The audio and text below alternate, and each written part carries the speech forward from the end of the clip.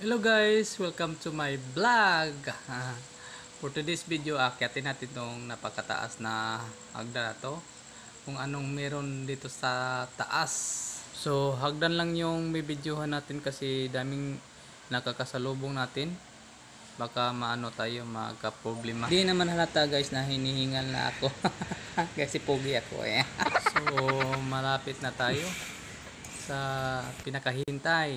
It's Taoist Temple. Ito nga pala yung Taoist Temple dito sa Sudlon, Cebu City. Alam nyo ba guys na walang entrance dito at walang parking fee kung magdadala ka ng magdadala ka ng mga sasakyan. Oo, tama ang narinig nyo, walang entrance fee at walang mga parking fee, wala kang babayaran dito. Magdala ka lang ng tubig guys at huwag kalimutang magdala din ng jowa.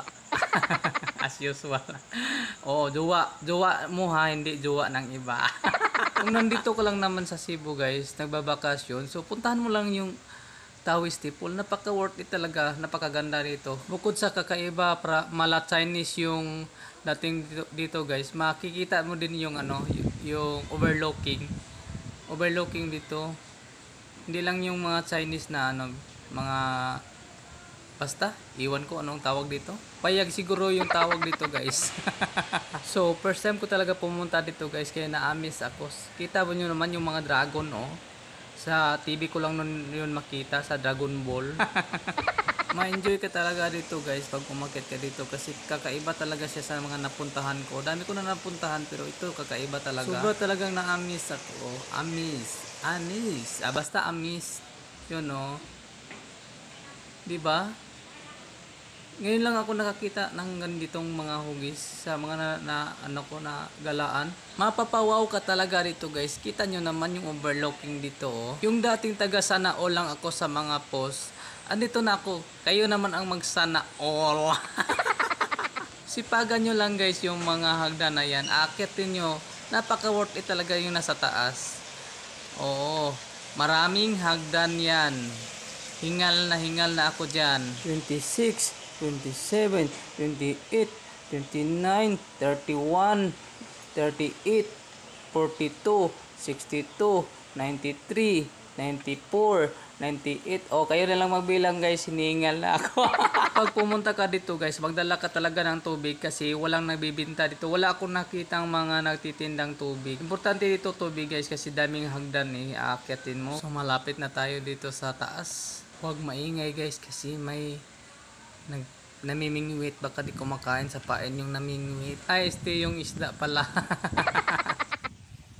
So may nakalagay dito guys na no throwing of coins here.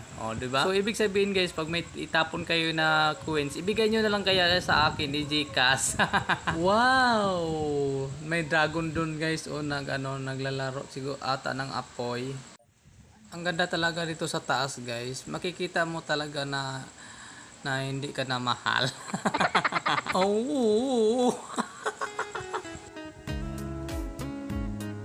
So, ito pala yung view dito sa taas guys. Kita yung mga building dito doon sa syudad.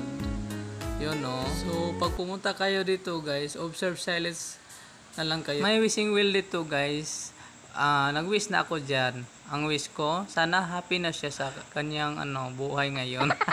Hindi naman tayo better person. So sana yung hinanap niya ng happiness nakikita na niya. Diba? Wow! Diba? Ganda diba? Hindi lang pala tayo ang nag-i-emote. Nag-i-emote din si ate guys. Dinamay pa. Kaya pala nakasurvive yung mga dragon yan sa init guys kasi pala yan naka-eyeglass. Nakita nyo pa naka-eyeglass yung mga dragon dyan, kaya pala nakasurvive. So pababa na tayo guys kasi may pa doon sa kabila. As what you can see guys, andito na tayo sa baba. Ang ganda diba? Hindi yung nakapayong, yung place. So dito pala yung guys yung makikita yung malaking dragon doon sa mga pag-search nyo ng mga Taoist Temple. Ito pala yun guys nakagapang sa Bermuda. So dito lang tayo guys, hindi na tayo makalapit nagkukuha ng litrato kasi dami nakauna doon, mga photobomber na tayo. So dito lang tayo. As part of our memory guys, so hindi naman natin kalimutan yung kukuha tayo ng mga picture. Picture. Yun ang importante natin, yung souvenir. Yun ang souvenir natin. Thank you guys for watching.